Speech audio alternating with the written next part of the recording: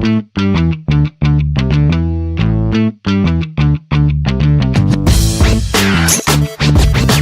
Stump'd. Conversation, information, and education.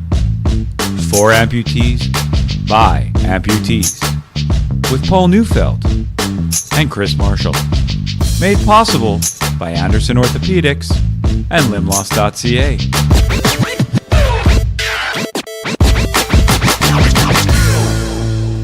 Today's podcast is brought to you by Limloss Manitoba, a program designed and created to assist all those amputees who have started or have been navigating this world of crazy challenges and unknowns. We provide support, communication, education, and resources to help you.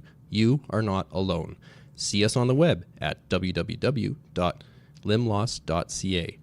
Limloss.ca, where our mission is to motivate and inspire each individual through education and support to help them reach their full potential. Hey everybody, it's Chris and Paul here. We're back for another edition of We're Stump'd. How you doing, Paul? Stumped as always. So I just seen you 2 days ago. Yeah, we had a really good conversation with our prosthetists. Yeah. Which was really informative. Super enlightening, super good. Everything's good. Yeah. So today we're pretty excited. Yet again, another series in our interviews. We're here with Diabetes Canada. They are here to give us a ton of information and education about a disease that is so apparent and prominent in our world of amputees that I think it's important that we get all this information out to you so that you guys can hear it and learn from it. So today we have Kelly Lambkin and Carly Kowalchuk from Diabetes Canada. Hello, ladies. Hello. So, as with always, we like to get to know who we're sitting with. So if you guys can give us a little brief rundown, Kelly, about how you came to work for diabetes and who you are, that would be great. Thanks, and thanks for having us. No so my problem. name is Kelly Lambkin, and I'm the Community Engagement Manager for Diabetes Canada for Manitoba and Nunavut region. I've been with the organization about 11 years actually this month, and so I came straight out of university actually as a communications grad, and ended up in the world of diabetes and haven't left. It's been a great experience. So I would assume if you haven't left and you came right out of school that not only are you teaching, but some of these people teach you some lessons as well? Every day. Every day. It's kind of rewarding, and we always, I think that it's important for me and Paul and stuff, and when we deal with amputees, we deal with able-bodied people that dedicate their lives to helping people in the conditions that they are, and so I think that people owe you a thank you for dedicating your lives to the diabetes world when you don't suffer from the disease yourself. Is there anybody in your family that does? Actually, I'm very fortunate. There's no one in my family, and so it's definitely the community and volunteers and the people that I've met that have kept me energized and coming to work every day. Certainly, nonprofit has its own challenges, and so it's been a great experience. And we celebrated International Volunteer Day yesterday. Oh, wow. And so, just for instance, we had 50 people in our office coming through for a luncheon, and so that kind of positivity in the community is just fantastic. So. Good. Bit of a morale booster too, kind of keeps the ball rolling. Yep. Awesome. So your volunteer base is quite strong? It is. It's we have about 2,400 volunteers that volunteer with us throughout Manitoba. A large portion of those are through a residential campaign for a door-to-door campaign that happens in October. But we have lots of advocacy, education volunteers, and so we're a small staff contingency of 6. So we have a large territory and a lot of people to support. So. Wow. So, also we have Carly. How are you today, Carly? I'm good. So tell us a bit about you. So I actually live with type 1. So I was diagnosed in 2015. I was in university, and I really didn't know that many people living with diabetes, type 1 or type 2. So I reached out to the organization and became a volunteer. And then I think it was about a year or two later, the stars aligned. There was a position available, and it worked out. And I've been with them for about a year and a half now. So you touched on that, and I think we want to go a bit into that about diabetes itself. And for a young female living with type 1 diabetes, how was the start? So let's go back, and you are in university. Did anything tell you that something may have been wrong? Yeah, so I actually had most of the common symptoms, but I didn't know that it was diabetes related at the time. So I lost a lot of weight. I was exhausted all the time, very thirsty, eating a lot, but I just always thought it was because something else. I was a busy university student. I was a waitress. I just thought stress, life. And then it was actually the people who hadn't seen me in a while that really commented on, okay, I think something's wrong. Like, I looked pretty sick at that point. Okay. So I went to the doctor, got a blood test, and then the next day they said, you need to come in and then you need to go see a specialist. And I was put on insulin that day. Really? Yeah. It was that prominent that it came that quickly? Yeah. It can come quickly. I was lucky enough that I didn't have to get admitted into the hospital. Some people do. My blood sugar was a 21 that day, which is high. But so as soon as you're put on insulin, that first night is really unexplainable. You feel so much better. Really? Yeah, just that sense of What's it relief. feel like? You said you're at a 21. Like, what's a normal range you should be at looking for? Normal range is in between about a 4 to a 7. Oh, wow. So yeah, it you're definitely feeling pretty rotten. Yes. You're feeling pretty rotten. So you get this diagnosis. Did you go through any kind of emotional roller coaster with being diagnosed? Did you feel that, oh my God, I'm doomed? Take us a little bit through that whole process of being diagnosed. It was a complete shock. I was terrified of needles before that too. Okay. I would have to lie down to just get my annual blood test taken. Okay. So just the fact that I would then have to take injections for the rest of my life until there's a cure was a shock alone. I was 20. I was completely independent, never at home, things like that. And it seemed like everything halted. That morning was actually the last exam that I had for that term. So I was lucky enough that I just had my waitressing shifts.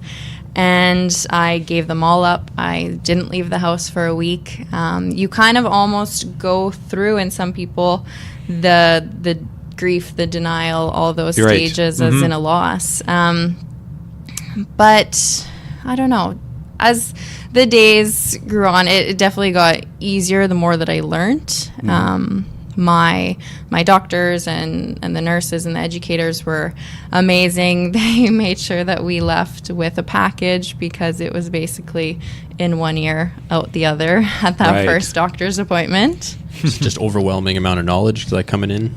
Yeah, because it's not just the food that you eat that will affect your blood sugar levels. At first I thought, okay, perfect. If I have to take insulin because of my carb ratio, I'll never eat a carb again. I'll live off salads. I quickly learned that wasn't the case. Your body naturally produces sugar anyways. So just a lot of learning how to eat, when to eat, what worked, what didn't. When you're sitting at a high blood sugar level, they don't want to drop you down to that 4 to 7 right off the bat because your body can go into shock. So it's still, some people, it could take a couple weeks to go back to the normal level. Yeah, so just learning what works with your body too, because everybody's different. And you are now going through this, and so what's life like now? So we're 3 years later, you're 3 years into the condition. What's it like now? Your health-wise, everything is good? Yeah, I'd like to say that it's good. It's a lot better than it was. Some days are tough, but it gets a lot easier.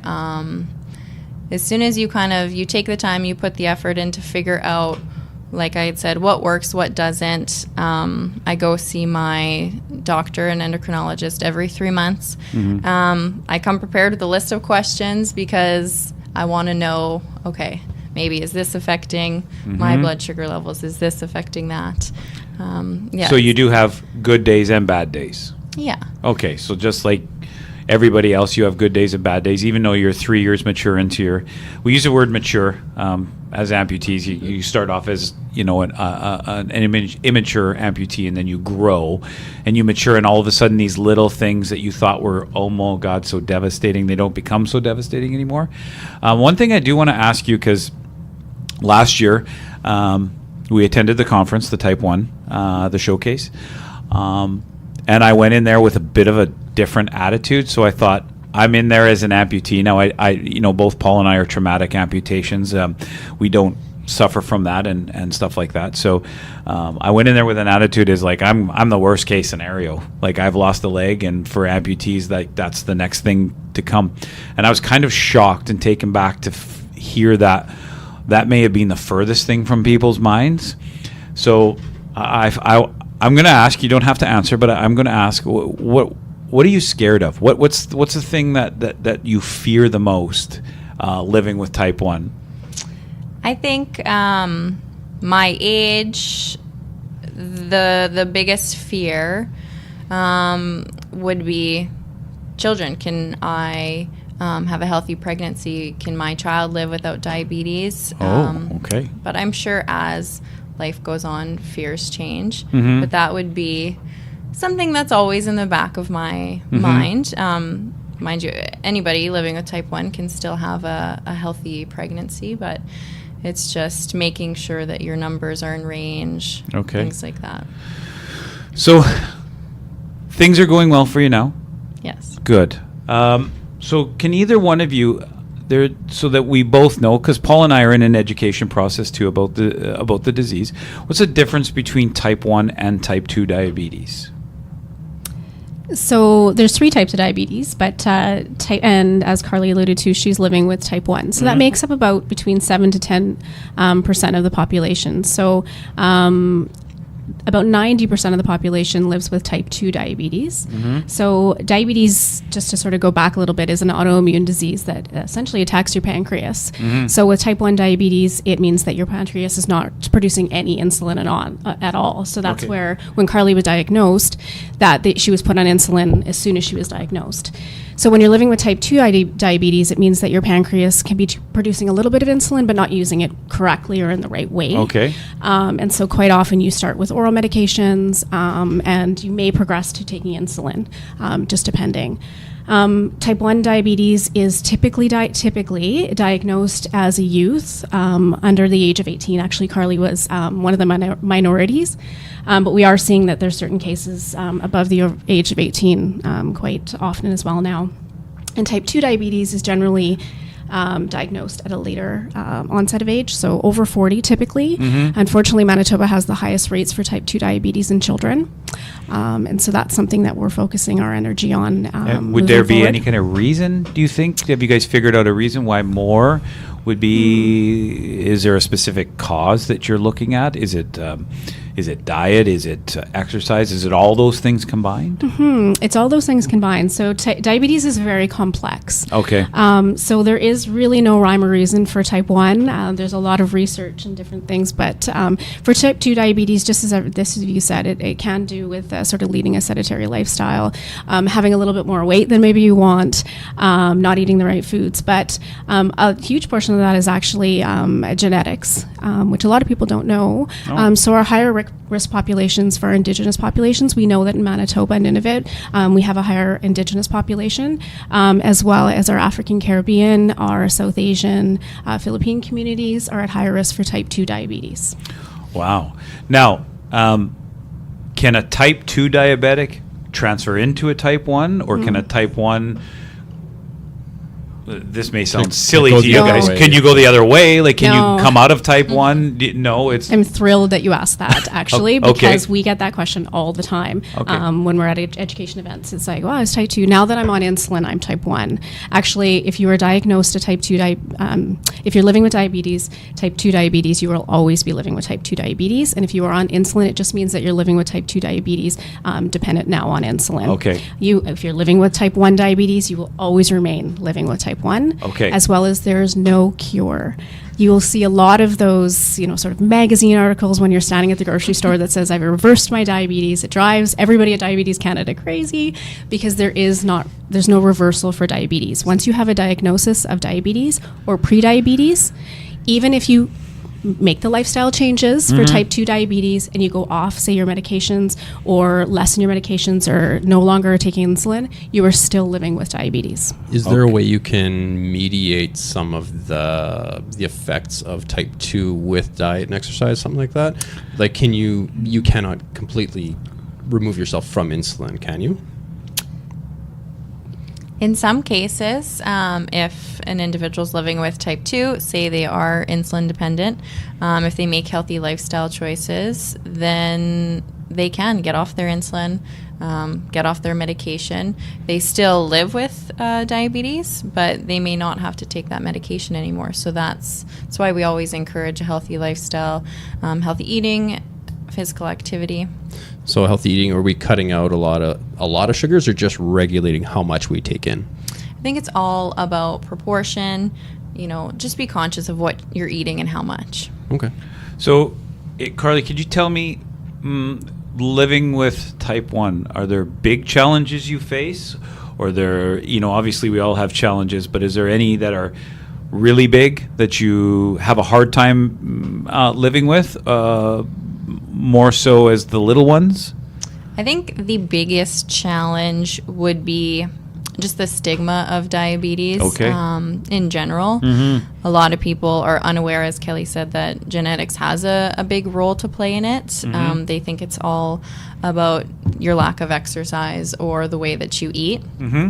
So we do see, and I'm lucky in the fact that I've had a very supportive family and friends, but a lot of people, if they don't have that support system, it's almost embarrassing for them to admit that they do live with diabetes because of that huge stigma, the jokes that people talk about, oh, I had this new Starbucks drink, I must have diabetes, things like that.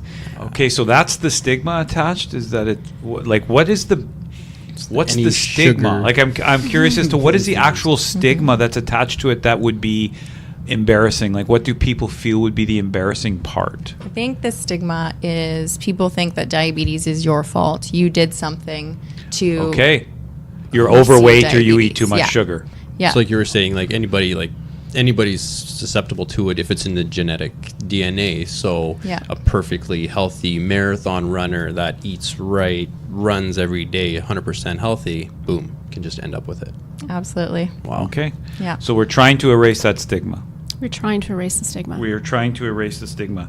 So now both of you are working at diabetes. So what are some of the challenges you may face actually work? So we've talked a little bit about your personal experience and what you live with, and that the challenges you face. But there's always challenges when we work in the field that we're doing, right? For amputees, we face a lot of the challenges where people feel alone, they feel separated, they feel not whole.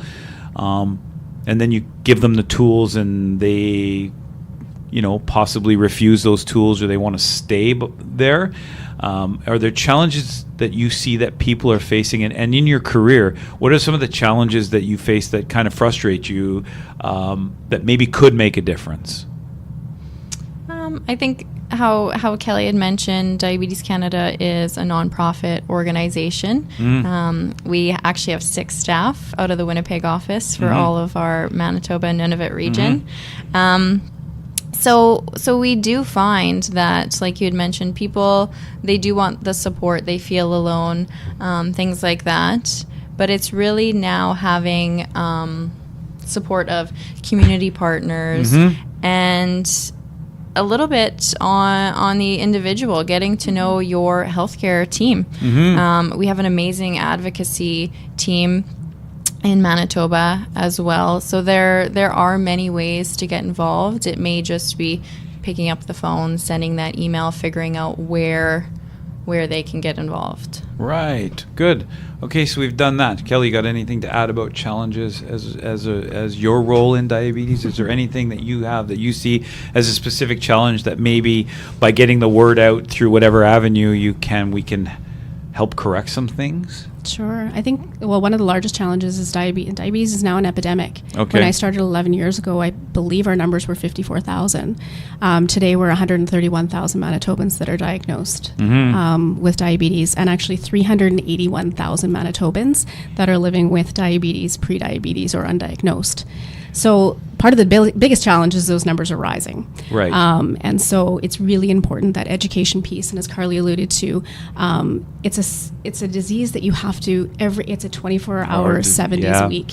Us as an associate, we can't be everything to everyone as much as we'd like to be. So it really is on the onus of taking sort of your own self-management and reaching out, being your own advocate, getting involved with the association, getting involved with the events, building a community where you can talk amongst yourselves and support one another. And also, very important to get to know your healthcare team. Even if you see your doctor 3 times a year, your pharmacist is at your fingertips. Get to know your pharmacist. Get to know, whatever aspect, your foot care nurse. Foot health is so important. Eye health. Diabetes affects every part of your body. Okay. And so it's really up to you to start to make those appointments, to make it a priority in your life. And we're here to help you along that journey and help you along the way. So if I heard this right, you have 6 people on staff. You Correct. have In Manitoba, you have correct. a couple thousand advocates and volunteers, but there's 6 people, and you have potentially 500,000 diabetics living in your region alone. About 30% of the population. That is enormous. That is How do we enormous. not have a bigger program for this? We do. Yeah. Well, why don't we? No, exactly. Right. But Yeah. Well, it's just like any organization. Yes. We're no different than any other nonprofit or corporate. We're doing things differently. We're educating differently. So we're doing a lot through technology. So we're sort of looking at that population impact that way. But you're right. Absolutely. We're getting smaller. The numbers are getting larger. we need to get more volunteers and more Correct. people in. But that's really, us being here today is very exciting for those partnerships, and that's what's going to get our voice heard and that community connected. And so would you say then, if I'm listening correctly and I'm hearing you, would you say that one of the most important aspects about what we can do as a community is education? One of those most important aspects is getting the word out so that more people become educated about the disease? Absolutely. Get educated on prevention. This is type 2 diabetes can be a preventable disease. Okay. If not prevented, delayed. And so educate yourself about your risk factors. Get involved. Get involved with the community if you are living with diabetes. We have local runs, walks. We've got lots going on. Advocacy is a huge portfolio of what we do. And so just asking questions of your healthcare provider. But yeah, just keeping up to date with current information. Google's our good friend. Google's, yeah. Yeah, we can, Diabetes Canada has an excellent website with lots of information. So educate yourself. You mentioned prevention, but there's genetics, but then there's the preventative measures are so perfectly able-bodied people without any history can develop it, and it can be a dark slide kind of thing into it. Yeah. But so if we obviously Paul and I are amputees, so I wanted to tie this into amputees because such a large portion of the amputee world is as a direct result of diabetes. Traumatic is a very small portion. Disease is a big one. Can both type 1 and type 2 lead to amputations, or is there one specific that can lead? And keep in mind, Carly and Kelly are not doctors, and nor are we, so we're just giving you the best information we can to try and help. If you need specific information, obviously you need to see a doctor or a nurse or somebody important. But a pharmacist. A pharmacist, anybody. But we're trying to do our best to get the information out there. So in your experience and in your knowledge, can both types of diabetes lead to amputation, or is there one in specific that leads to more amputation, so to speak? So just to clarify, type 1, type 2, and I actually did mention that there's 3 types of diabetes. What's the third one? Gestational. So it makes up about 3% of the population, but there is a small portion of the population that does develop diabetes when they're pregnant.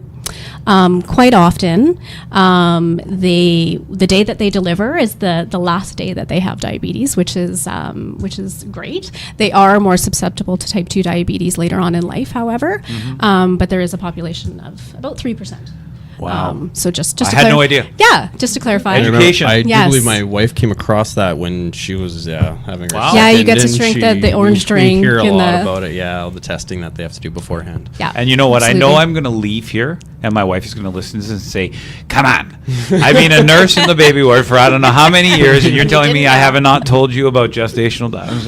Well, anyways, so is there a specific diabetes that would lead to an amputation, or are they all kind of part of what outcomes could be in the worst case scenario? Okay. I'll talk about stats for a sec. Just it's 70% of actually all non-traumatic amputations are related to diabetes. But I'll let Carly talk a little bit about sort of that uncontrolled blood sugar would then put you at higher risk for complications, Right. which could lead to an amputation. Okay. So, I mean, individuals living with type 1 and type 2, they could both essentially get to the point where they would need an amputation. But that is why we say trying to manage your diabetes will help immensely. So what may cause a amputee or an amputation is the fact that you're sitting at a blood sugar level higher than the normal for too long, which if you have a cut, for example, then takes a lot longer to heal. Right. Which then can grow into a bigger wound, an ulcer, things like that. Right. So it really just can get out of control at that point. An individual living with diabetes can have a lower immune system, so which also contributes to just the slowness of your ability to heal. Okay. Neuropathy is a big thing. Some people may have heard of that. Essentially, it's you either feel pins and needles, almost like your limb is asleep. Yes. Or opposite, where you don't feel a thing. Yeah. So that also is bad because you need to be looking at your feet, checking your footwear. If you have a rock or something sharp in your shoe and you don't feel it, that's how it can lead to the cut and the wound, and then. So go on it would from be there. important then that if you are suffering from diabetes and you do feel the pins and needles and the tingling, or even nothing at all, that those constant skin checks would be a huge part of your life to try and prevent, right?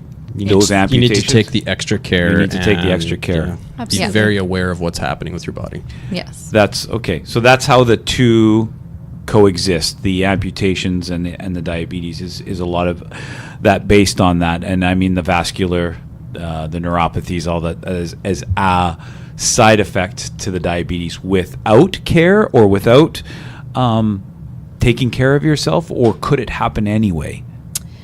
Well, it essentially could happen anyways. could happen anyway. But I think there's things that you can do to prevent it.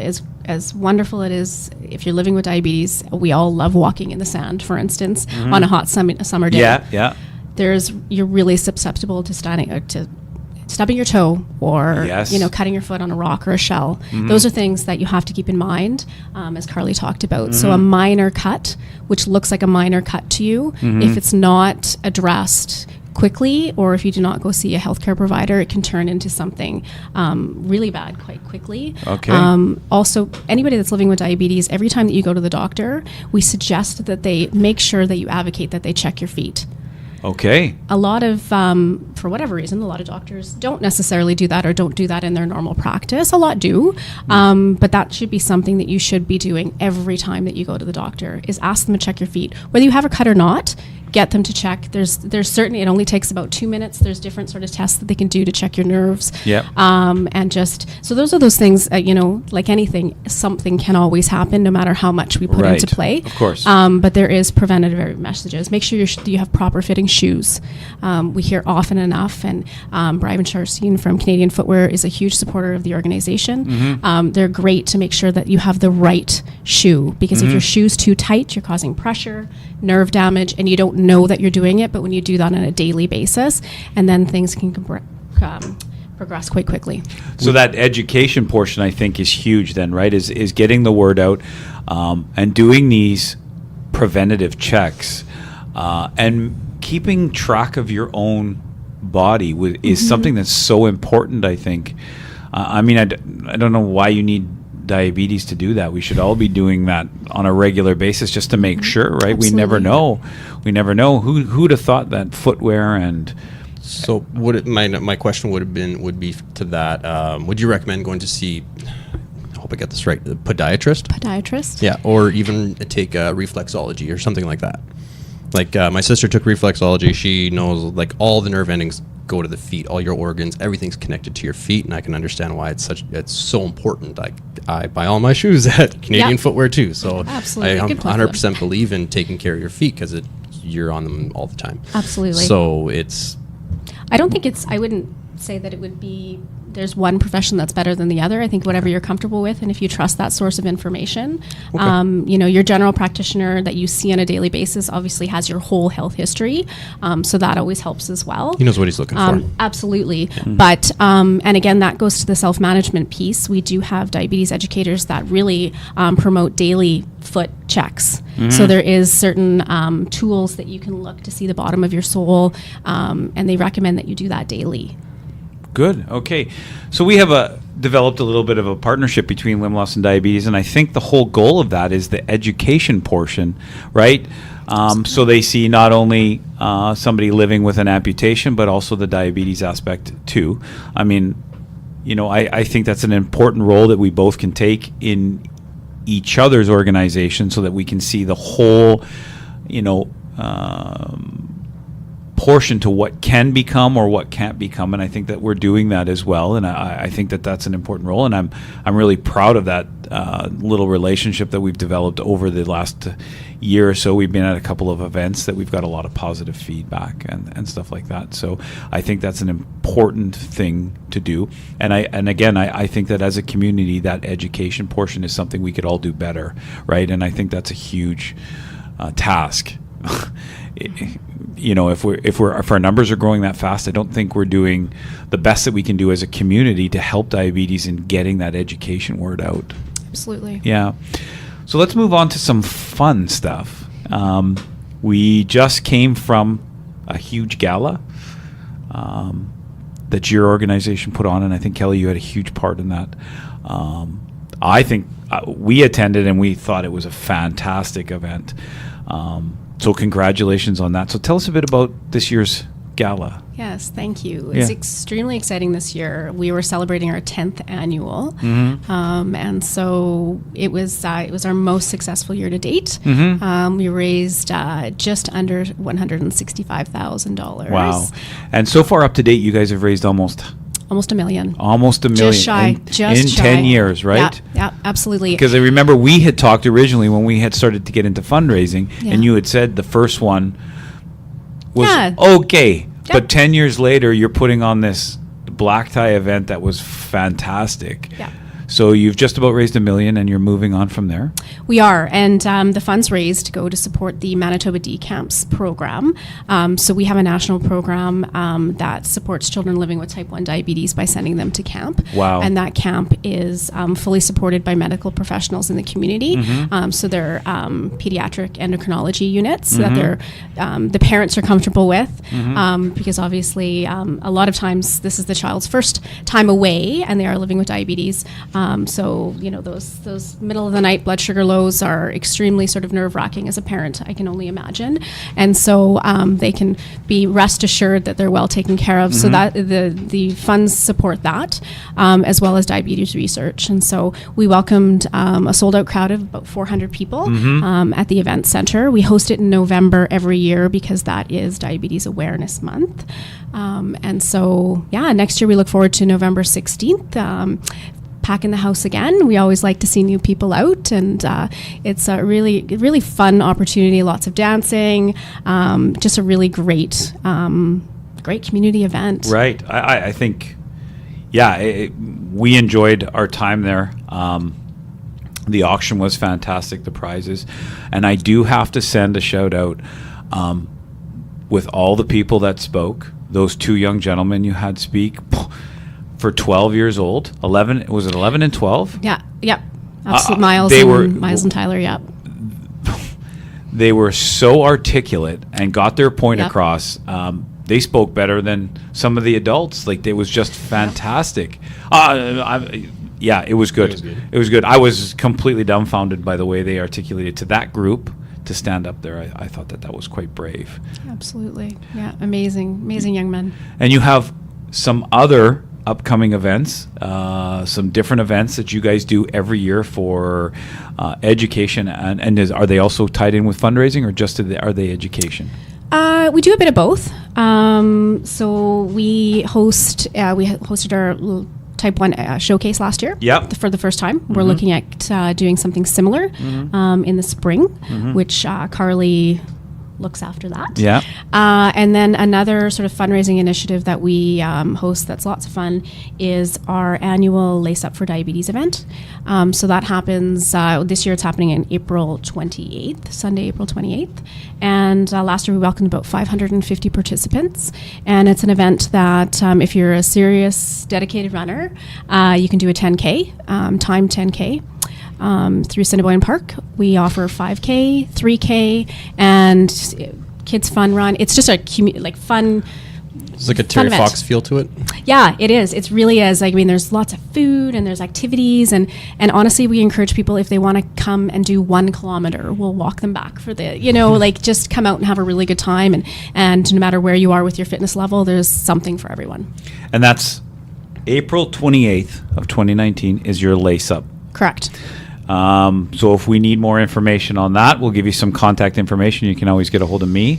I can direct you. I think Chris and I'll have to attempt the 10K. I like it. Yeah. Yeah. So I'm looking at you, Chris. I'm looking at you. You did that. Yeah. Did you not? We did 2 together this year. we did 2 together. We did 2 and then a 5. So yeah. Well, this can start your year. So you were one of the first. So this is start a somewhere, warm yeah. up, and Get I ready for really the should be. Get ready for the Manitoba. Exactly. Yeah. So that's the Lace Up. You also had the Type 1 showcase, and then Carly, you just did one in Brandon. Yes, so we had. That was one of the first, or you haven't done one in Brandon for a while? Not in a long time. Not since I've been with the Okay. organization. So that was a great opportunity. And the weather was terrible. And then you Yes. still had a pretty good showing for the weather being bad and stuff like that. It was great. I mean, you know what, to branch out into our rural, I think would be a huge portion to tap into that education, right? People are always coming to us. And to take it out there, I think is a great thing to do. So the gala was great. You're raising a lot of money, and with that, raising awareness. You have the Lace Up events. You have all this. So now, let's get back to the disease itself, and if you could tell us, am I at risk? Am I at risk? Is Paul at risk? Is anyone at risk? That's a good question, because I get that actually a lot, just even from my own personal friends and family. I tell everybody to get tested. It's very simple. All you need to go see your doctor, get a blood test. That's the easiest way to find out. We recommend it annually. Any age, any gender, just get tested. Get tested. So what are some of the biggest risk factors that we're looking for? Now, Carly just said we should all go get tested, and I understand why. I mean, why not go get tested but am I at risk? Like, what are the biggest risk factors I should look at? Are there some that are more important than others? And if I am this, maybe I should really take the next step. Are there lifestyles we should avoid, kind of thing? I think when we talk about risk factors, we talk about things that we can change and things that we can't change. Okay. So the things that we can change, we all can maybe get off the couch a little bit more than, especially with our Right. cold Winnipeg winters. Yeah. Minus, what was it? Minus 25 today, Yeah. something Yep. ridiculous. Yeah. But there's an opportunity to still be active in your home. And so we want to make sure that we're maintaining a healthy weight, that we're making proper food choices most of the time, especially with the holidays coming up. Yeah. Everybody likes to indulge, but just be Understood. conscious of portion control, and so those are sort of risk factors that we can change. What about drinking? Drinking, Like alcohol? Like Does it, yes, does it got where you're going there with that. Well, you know what? It's empty calories, essentially. So drinking, I think the thing is as well is to keep it in moderation. Okay. Diabetes sort of has that people still call it the sugar disease. Yes. It's not necessarily you're eating too much pie or too much cake or anything. It really is a combination of everything. Okay. And so, alcohol has a high sugar content. It's empty calories. We want to make sure that we're, sort of just same with food, making better choices and maybe. So like with alcohol, same as food, just keep everything in check, moderation keys. What about Yeah. smoking? Takeaway. Does smoking raise your risk factor?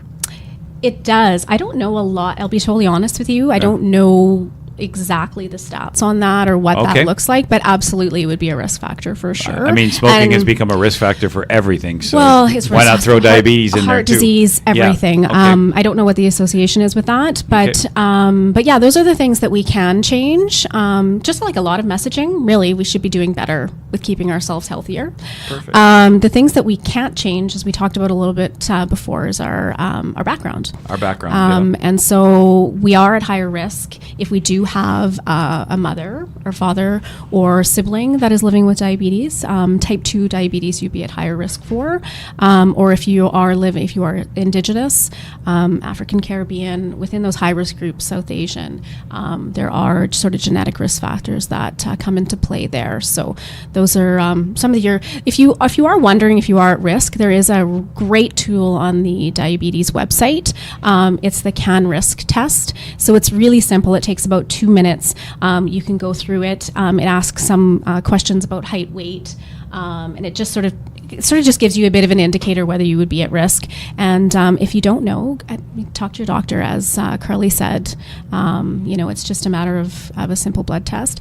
One of the things we talked about with stats earlier is the scary thing with diabetes is there are, I think it's estimated 54,000 Manitobans that are living with prediabetes. That don't know it. That they may be that are diagnosed with prediabetes. Oh, diagnosed. They are. Okay. Correct. And so that just means that your blood sugar levels are a little bit higher than normal, but not quite at the diagnosis of diabetes. Okay. And so it's an interesting part of the disease because it's almost that red light. You don't get that with a lot of diseases. Right. Okay. So it's your opportunity then to go, wait a second, my body's trying to tell me something. I really need to. You're at a really high risk, and if you go any further, you're going to cross that Correct. line. You're going to cross the line. Right. Absolutely. So, and there's a lot of people, to your point, Chris, that are living undiagnosed, which is So, for example, my grandmother, my mom's side, there's only one on her side that had diabetes. So I'd go do the test. I'll go online and do the test, but something like that wouldn't necessarily mean that I would get it. But my wife's father has type 2 right now, and he was just warned, if you don't knock off your diet, put the cookies down, put the licorice away, Yeah. you're moving into type 1. And so that's a very real risk for him. type 2. Yeah. Type So 2. it's Yeah, it is. So we've talked about all that. So now, Carly, you alluded to it in the beginning when we talked about you. What should I be watching for? So I'm sitting at home and I'm a little bit thirsty. Are there things that are telling me the risk factors are there? I'm kind of sedentary, a little bit overweight. Not me personally. I'm fit as a fiddle. I'm pretty sure. No, I'm just kidding. you heard him. 2 10Ks down, 5Ks this year. He's doing it. I'll give you the sign-up sheet tomorrow. Challenges. I love challenges. So what am I looking for? What are some warning signs? Let's get away from the risks and let's go into the real warning signs that says you need to get to somewhere fast. So everyone is different, but some of the most common symptoms could be either very quick weight loss or weight gain. Okay. How much over how much time would we be worried about? It just varies. Yeah, from it person to could be person. over months. Some people experience it, within 1 month alone. So if I drop like 20 pounds in a week, that's probably more I than- definitely than go check see it your out. doctor. Okay. Yeah, weight gain or weight loss, excessive thirst, therefore going to the bathroom a lot. Just physical exhaustion. You could get as much sleep as you possibly can and you still wake up tired. Okay. So when you say excessive thirst, you're drinking, but it's never satisfying. Is that what you mean by excessive Correct. thirst? Yeah. Okay. So your body is actually trying to flush out all that excess sugar that's in your bloodstream. So it's just going right Oh, through okay. you and Okay. really not doing much. Good. Okay. Now, is there different warning signs? Again, maybe a stupid question, but who knows out there? There's somebody out there listening. Is there different warning signs for type 1 and type 2? So type 1 diabetes, it's usually pretty sudden. Of course, as Carly alluded to, it's different for everyone, so it may be a month, 2 months. Okay. Maybe, but it's they're quite sudden. You'd notice them. Type 2 can be very gradual, and that is where that undiagnosis, you can live years without being diagnosed with diabetes because those symptoms aren't related, or you don't relate those symptoms to diabetes, which we find often.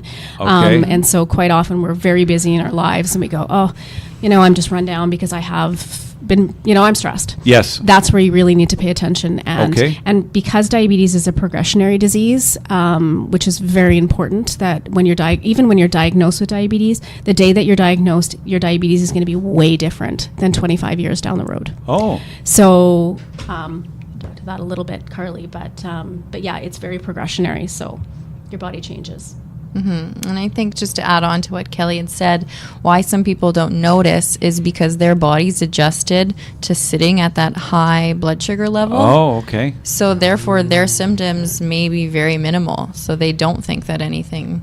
They're just used to up. living with that amount of pain or discomfort, and it's just normal for them. Yeah. Okay. Where someone's adjusted their, let's say they've gone through a lifestyle change and they've changed their diet, and now they're kind of at that point where they don't really need insulin, but they're still living with the disease, right? And they just don't know, but get that annual check, right?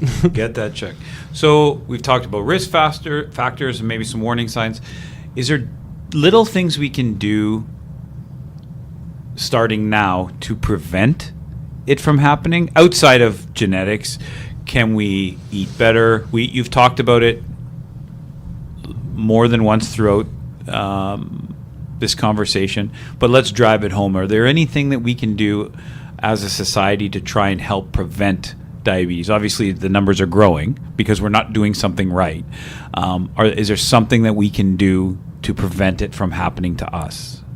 For sure. I think what we're doing today Okay. is a huge step.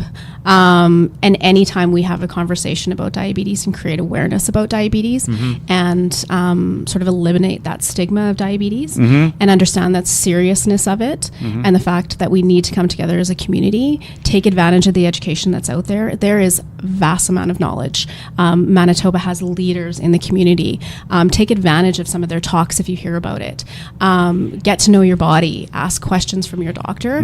But I think the more we talk about diabetes and the fact that, we shouldn't be ashamed as a society. We should be supporting one another. I think we'll hopefully see that prevention messaging just naturally happen. Okay. The prevention messaging for diabetes is quite similar to a lot of other health, Right. to chronic disease in general. But it's self-management. We're responsible for our own, what we put into our body, how much we exercise. And so as much as we talk about it, it's really up to everybody to take advantage of the things that are put out there for them. And like I said, we have cold winters, but there's things that we can do inside to create activity for us. And get together with a friend, do stuff, go on a 10K. Three things that It's 3K. just spring to mind as you were talking about. There's like three things that you can really think about is just awareness, education, and support. Like Absolutely. get all Yeah. three, and, Wow. and you'll do good. Well, Pretty you'll good. succeed. Pretty good, Paul. Yes. Yeah. I just thought you were over there looking good.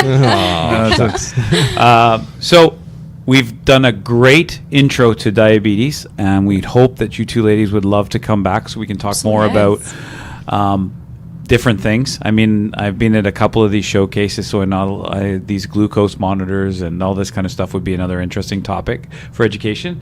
Can you tell us, how does somebody get a hold of you? So you're obviously on the web, right? At Diabetes.ca. diabetes.ca. That's simple. That's simple. Yeah. You have a community tab there that you can link right to the Manitoba site, right? Correct. Yep. Okay. What about a phone number? Our local phone number is 204-925-3800. And we also have a 1-800 Banting. They're available. It's a call center. And so they're well equipped to answer any questions. Those 1-800 Banting. Banting. B-A-N-T-I-N-G. What is Banting? Yeah. So Frederick Banting and Charles Best are the co-discoverers of insulin.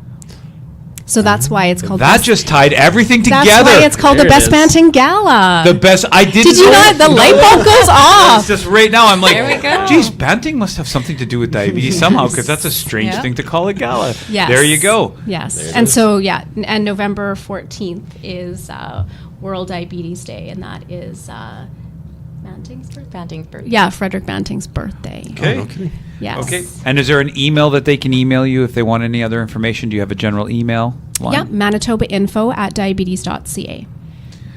That's fantastic. I think I don't know about you, Paul, but I've learned more again today. I learn every This time was I go awesome. to something, I learn more about something. So I think that's No, fantastic. You ladies open up our eyes like Yeah. like this Oh, was good. this was really good for us Good. too, and I hope everybody listening gets something out of it and is encouraged to get that blood test, and whoever has, get that support. It's out there. Yeah. You guys have been fantastic. Thanks for coming by. We hope to have you guys back soon. Yes. To talk about all those other things. And until then, Yeah. Take care. Thank you very much for having Thanks us. for having you're us. welcome. Thank you.